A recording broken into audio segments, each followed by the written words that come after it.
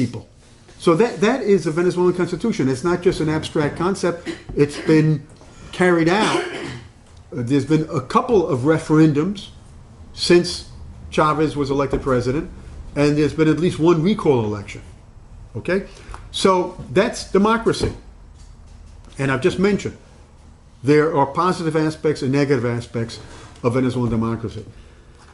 And one of the aspects which is being raised by the opposition, the negative aspects, is that in Venezuela there's flagrant violation of human rights.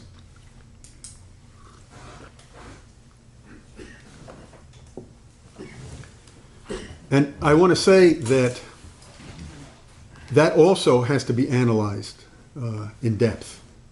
There has to be an appreciation of the context, which the opposition doesn't do, and the plague on both your houses people don't do.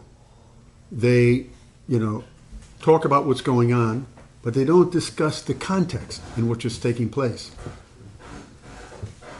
I believe that it's important to discuss the specifics, to understand, for instance, that the protests in 2014, which resulted in 36 deaths, and the protests that took place last year that resulted in 130-odd deaths, that a lot of people just say, oh, the government is repressive, all these deaths on protests. And usually when that happens elsewhere in the world, you might draw that conclusion that, it's a repressive government. Certainly, in a lot of countries throughout the world, that's the case.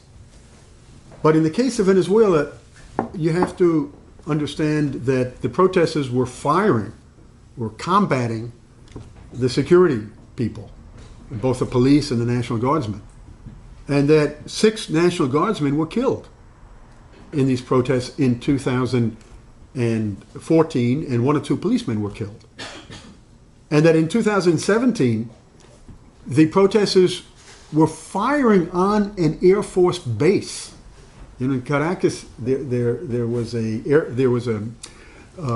airport known as Carlota, which was closed by Chavez because an airport in the center, not in the center, but in Caracas, with the pollution and everything else. So that was closed, but there is an Air Force base in Carlota.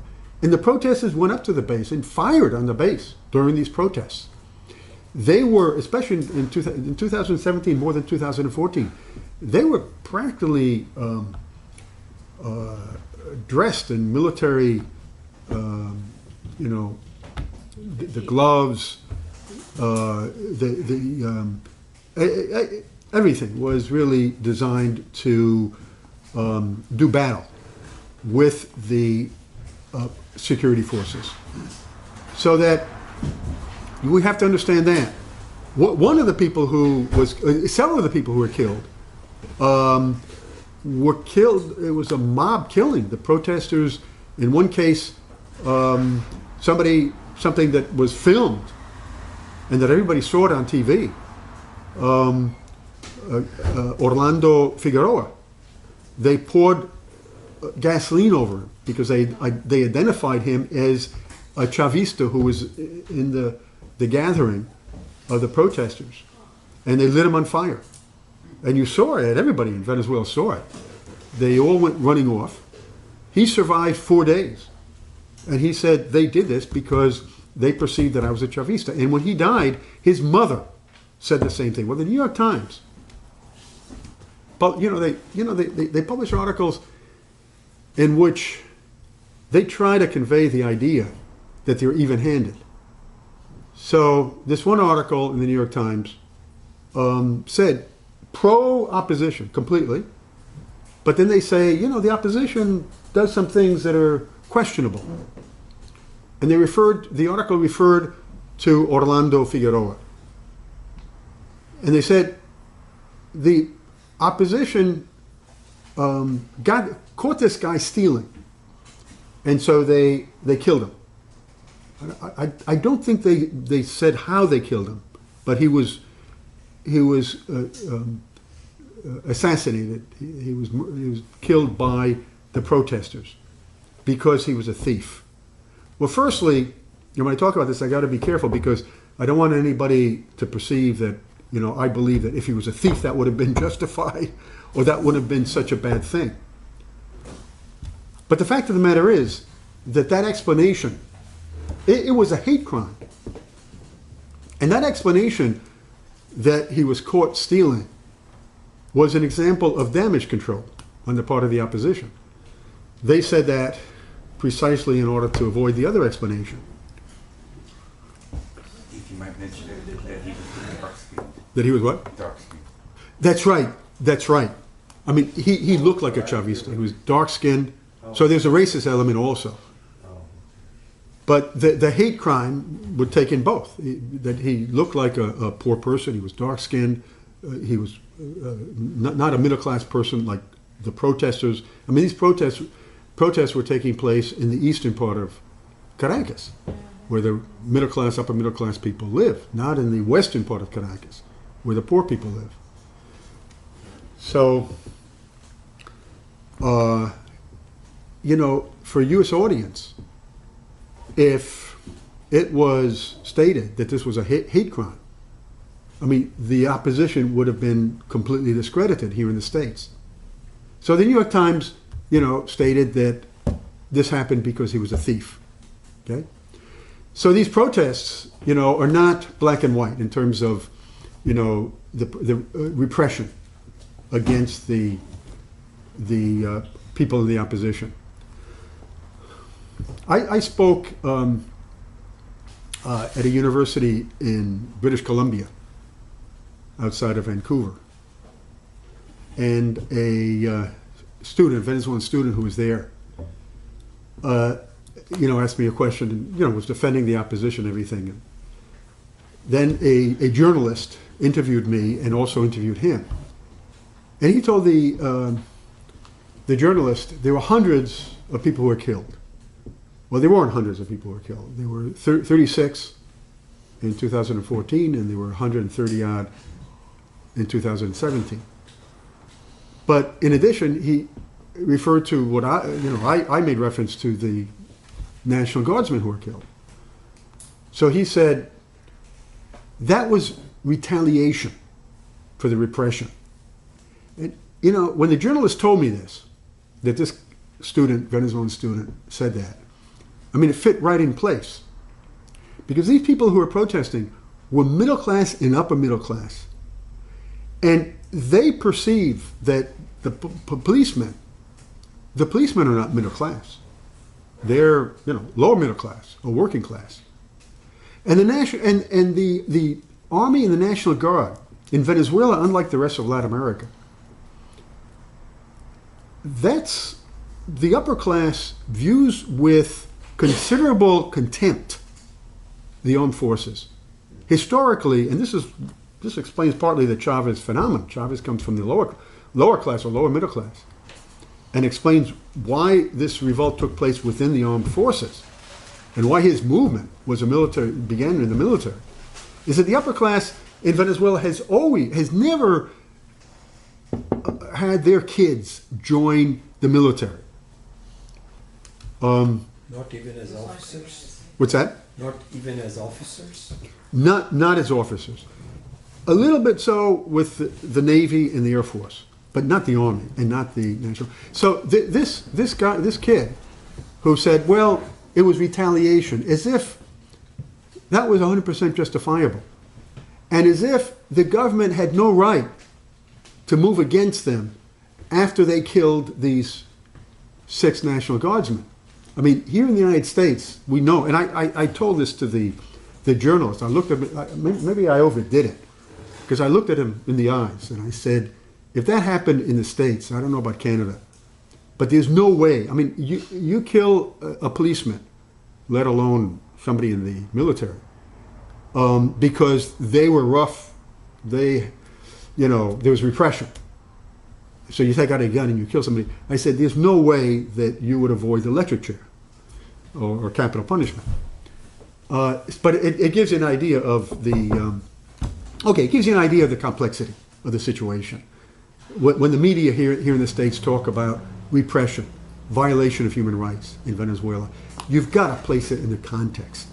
Those 36 people, they weren't all protesters. And those 130 odd people in 2017, they weren't. The government documented, and a lot of people documented, that a lot of them were innocent bystanders. Some of them were Chavistas. In 2013, the candidate for the opposition against Maduro in the presidential elections in April of 2013, Chavez died in March. And in April they held presidential elections. The candidate for the opposition, Enrique Capriles, didn't recognize the results. And he called on his people to express their anger. In Spanish, he used a stronger word, su rechera, which is a very vivid word for anger. And so I think it was 10 people were killed that night and the next day. They were Chavistas. They were targeted. These were people in the opposition who were protesting electoral fraud, what they thought was electoral fraud. And they ended up killing 10 Chavistas. This never gets stated in the U.S. media. So, the context has to be discussed. So these are two areas, social programs and democracy. I've discussed the positive aspects and the negative aspects, because some of the repression, some of it was repression. But another thing I want to say is that for the first time, I think, in Venezuelan history, security people went to jail. And Maduro talked about that. He said there were excesses. And those military people and policemen, they have been identified and they're in jail now as a result. So I don't know how long they stayed in jail. I don't know the specifics. But just the fact that the president of Venezuela is doing that and sending out a message to the security people with regard to future protests. Look, if you exceed, you may go to jail. Be careful. That's without precedent. In 1989, there were nationwide disturbances known as the Caracazo in Venezuela.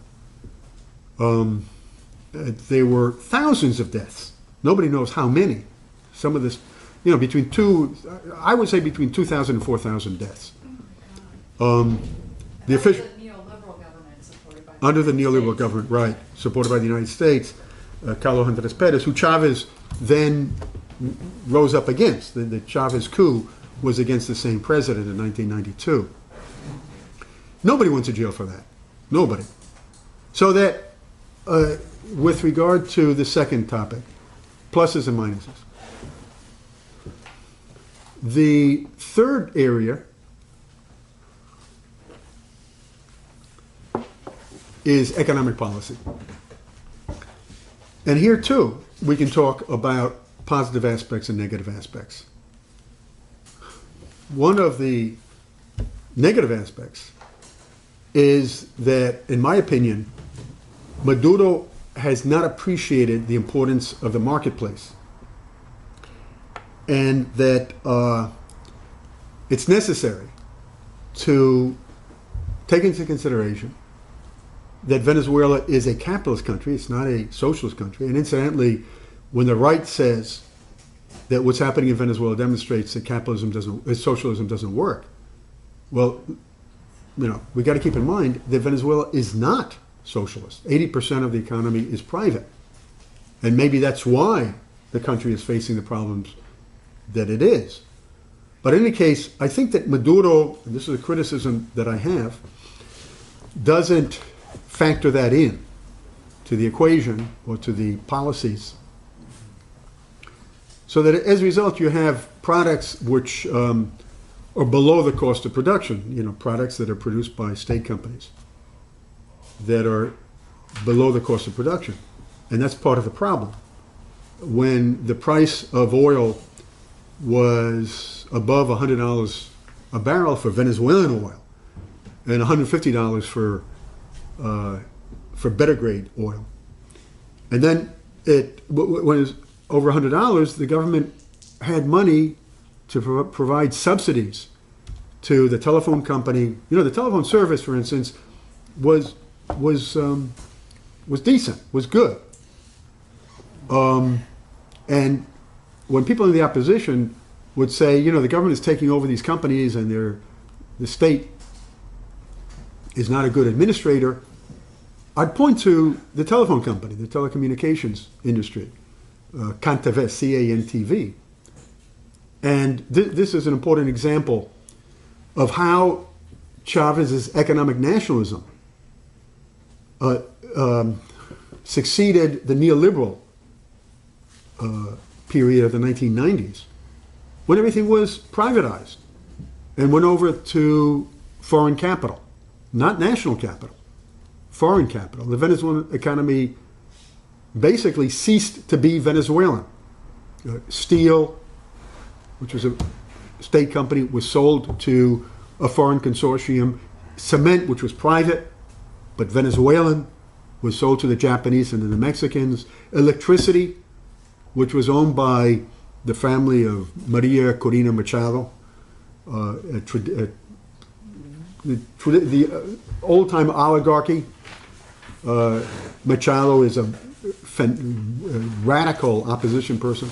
That was sold to a U.S. company. The Bank of Venezuela, which was the oldest bank in Venezuela, was sold to a Spanish company, Santander, the bank Santander. So you had in Savoy chocolate, which was the pride of the Venezuelans, was sold to Savoy. I'm sorry, to Nestle. In Spanish it's called Nestle, but it's Nestle, right? Sometimes I get confused with the translations. Nestle bought Savoy in the late 1980s. So that Chavez comes in and he renationalizes these companies. Electricity, telephone, steel, this Bank of Venezuela, which had been private, was nationalized. So that this in my opinion, was positive. Now, the opposition will say, but these companies are poorly run. And the problems with some of these companies is what I was referring to, an error. The government, in its desire to provide goods and services, basic commodities to the poor people, they subsidize the companies. That was feasible when the price of oil was above $100 a barrel. But when the price of oil nosedived, the government couldn't do this. And that's why the telephone company, for instance, is providing very poor service. Okay? So this is an error, in my opinion, on the part of the government. You can't have a price structure that is so disproportionate to the cost of production. I'm not opposed to subsidized prices, but you can't have this disparity that's as great as it is in Venezuela. So you have the positive and the negative. But let me just say that with regard to the positive, these companies may be poorly managed in some cases, but they represent a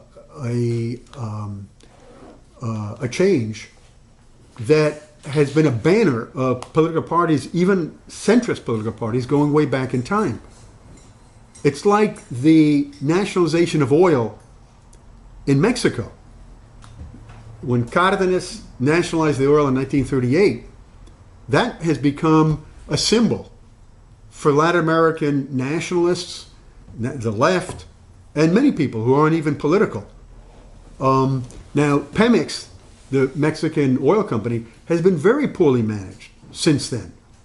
But that doesn't detract from the importance of the nationalization of oil. And I'll say the same thing with regard to Venezuela. The fact that some of these companies are not well managed, the fact that these Venezuelan companies are not providing good services, that doesn't detract from the importance of the nationalization, because they represent symbols and they represent points of departure in debate, in discussion.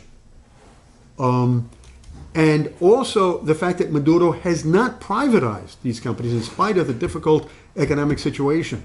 You got to give Maduro credit. He isn't embracing neoliberalism, which a lot of governments in the past have done. When they face economic crisis, they move to the center and they adopt neoliberal policies. Maduro hasn't done that. Okay? There isn't a mass layoff in the oil industry. The oil industry is poorly run. In fact, the government has clamped down on corruption in the oil industry, and there are 20 top executives of the oil industry who have been jailed, who are in jail in this moment, at this moment. But, what's that? I said, my God. Well, it's a reality. It's been a reality in Venezuela, I think, throughout Venezuelan history. It's always been a reality in Venezuela. But the fact that under the Chavista governments, people have been jailed. Not only have people been jailed, top people have been jailed. Chavez jailed the brother of his right-hand man, Jesse Chacon, a leading Chavista. And his brother who had also been progressive, had been involved in the former coup, Chavez's coup back in '92. Chavez threw him in jail, and he was in jail for over 2 or 3 years. So that, you can't hide what's going on. There is corruption in Venezuela, in the current government in Venezuela. There's no question about it. The opposition exaggerates. They talk about money laundering. The U.S. government is calling Maduro a narco, state. So it's important. Some of the gung-ho Chavistas don't do this. It's important to recognize reality. If you don't, then when the Trump administration talks about money laundering on the part of the Chavistas and people who don't know much about Venezuela but know enough to know that corruption is a reality, then they'll say, oh, that's probably the case. Trump is probably right. Well, Trump isn't right. There isn't any evidence for this. There isn't any judicial process in the United States that demonstrates that that's the case. And there are other things that I could mention and go into detail on. But corruption, yes, there is corruption. There's no question about it. But something is being done about it. Not enough, in my opinion. But what I want to say is that in the oil industry, you have corruption. You had corruption, and people are going to jail. But the fact of the matter is that Chavez renationalized the oil industry. The oil industry was getting privatized just like in Mexico in the 90s under neoliberalism. There were mixed companies in which the state had minority participation. And Exxon, Chevron, ConocoPhillips, they had majority control. And the law of hydrocarbons in 2001 stated all these companies involved in the direct participation, the direct exploitation of oil have to be controlled by the government. More than 50% has to be government, state owned. Well, shortly after that, Chavez was overthrown. And that had a lot to do with the coup against Chavez in April of 2002. So that, okay, PDVSA was poorly run. There were some administrative problems. But that doesn't detract from the importance of the renationalization of the oil industry. And it doesn't, the fact that other companies have been poorly run does not detract from the importance of the nationalization of steel, of electricity, of telecommunications, and several other strategic sectors. The nationalization, the state control of those strategic sectors, that was a banner of political parties, almost all political parties in Venezuela going back in time. The 1961 Constitution states that this is this, the state control of basic industry. And that was approved of by the pro-establishment political parties as well as the leftist ones in 1961. Chavez did that. He carried that out. And that is an accomplishment. And the fact that Maduro is not undoing that is also something that has to be applauded. Okay? So, just to sum up, I had 5 minutes, now I have 4.5. Okay, just to sum up. You're in a deficit now, I'm afraid. Okay. There are positive sides and negative sides. And that's where this plague on both your houses approach falls flat, because they don't recognize the positive side. And I just want to end by saying, I don't think that solidarity work can be successful with that approach. If you think that Maduro is as bad as the opposition, if you think that Maduro, isn't doing a good job, isn't doing anything right, how can you spend a lot of time and effort, even if you're opposed to sanctions on the basis of, principle, even if you're opposed to military intervention because you say it doesn't work, it hasn't worked in the Middle East, it hasn't worked anyplace. Still, there are a lot of good things people can do. And if you don't understand the context of what's happening in Venezuela, that these errors are being committed, but being committed as a result of this war that has taken place in Venezuela, with all its challenges going back to the early years of the Chavez government. And if you don't recognize the positive aspects of Chavez and Maduro, then you can't be effective in your solidarity work. So that's the main point that I want to make here. Thank you. I'd like to